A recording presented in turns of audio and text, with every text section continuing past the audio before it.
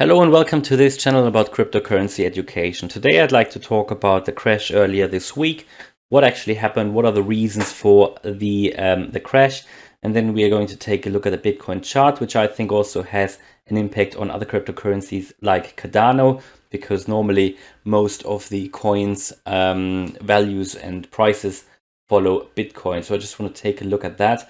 Before that, we're going to take a look at the reasons for the crash, and why I actually believe, the actual reasons of the crash aren't that much of a problem. And as I said, after that, we're going to have a look at a few indicators of the Bitcoin chart, and I'll give you my estimation of what I think, how it will play out in the near future. So as you know, Bitcoin crashed earlier this week, and some investors already feared that it would go down further to somewhere around 25,000, 20,000. But luckily it didn't play out like that. Basically what happened was the resistance level of 30,000 was held, which is very important in my opinion. So roughly here you can see that was held. It was a major resistance. It held, and that was very positive. However, it didn't break the resistance here. It actually went up again slightly from here, so there's a slight consolidation again.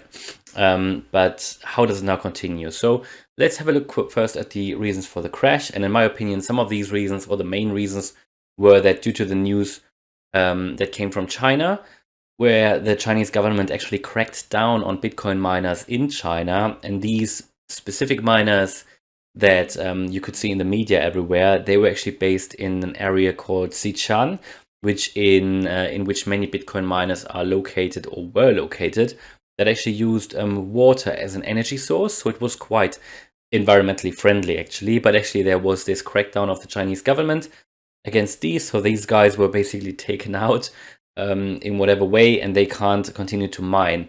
So this obviously had an effect on the value of Bitcoin, and it also had a major effect on the hash rate. So let's have a quick look at the hash rate. So we can actually see here the hash rate dropping. So it is quite significant. The hash rate is basically the rate in which new blocks are added to the blockchain. And you can see this dropped significantly now compared to, it was always going up. And then we had this major drop now most likely because of what was happening in China. Now, does this now mean that the network is unsafe? No, it's still one of the most safe networks in the world.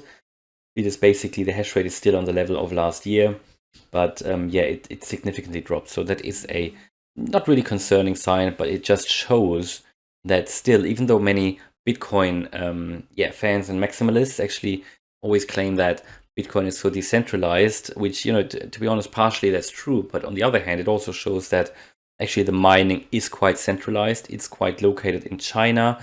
And 60 to 65% of the mining actually takes place in China, or took place in China in the past.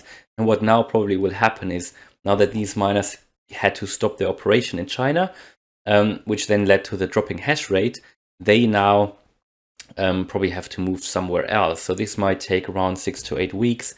And in this period, I estimate that the hash rate will stay low, and that transaction costs will remain high because they have gone up as well, even though transactions as a whole, the number of transactions has gone down as well. But you can see that it actually definitely had an effect. And I am still confident that this will calm down going forward in the next few weeks. I think as soon as these miners have set up their mining farms somewhere else, this should become less concerning again. Now, and also China, they have asked their banks not to facilitate any Bitcoin purchases or transactions anymore. And also Alipay was affected, which then resulted that many whales left the market, which again fueled the downward trend. Let's take a look at the Bitcoin graph. We can actually see on the 21st of June, when this blue line here crossed the orange one. This, by the way, is the MACD indicator.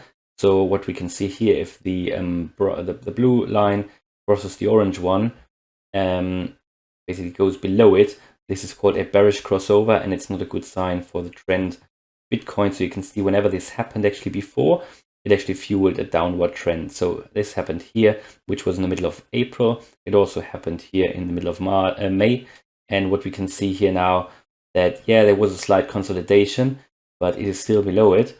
And this obviously, whenever it happened before, it actually led to a sell-off, and it took a bit of time. Now there were periods where it actually here again went upwards, but then again a downward trend followed. So that always happens. So I don't know why it should be different this year at this time. So it's just an estimate that, in my point of view, it just shows the weakness currently that's in the Bitcoin and the crypto market. Now another indicator is the RSI, which is the relative strength index, which also shows the trend in the market. And again, this is going down, and there's no sign that it's currently recovering.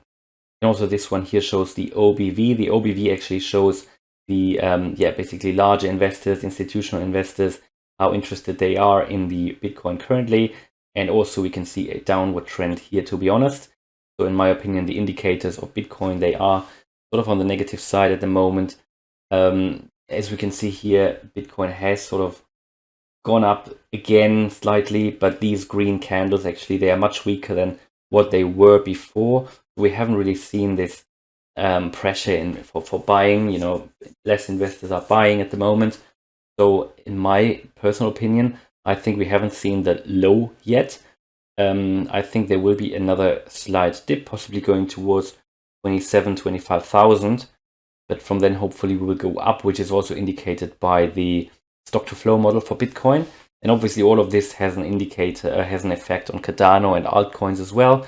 So I believe there might be another dip, which might be another chance for you to grab some coins for a lower price, which is actually good. And then from there, we should see the last major bull run, hopefully, that will possibly lead to until the end of the year, and hopefully fueled by good projects like Cardano over the summer with the smart contract integration.